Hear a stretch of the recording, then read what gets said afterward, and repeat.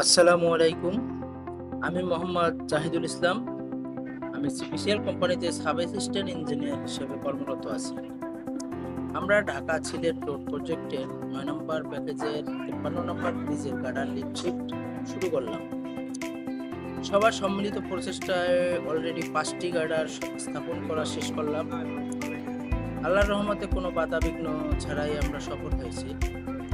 এই গার্ডার স্থাপনের সময় এখানে উপস্থিত ছিল রোডসের পিএম, ডিপিএম এবং এসও সাহেব।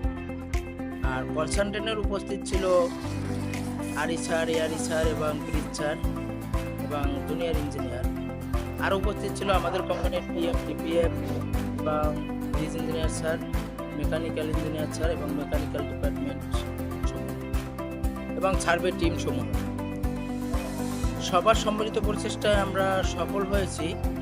পর্যায়ক্রমে আমরা আরও 2টি ব্রিজের গার্ডার স্থাপন করব।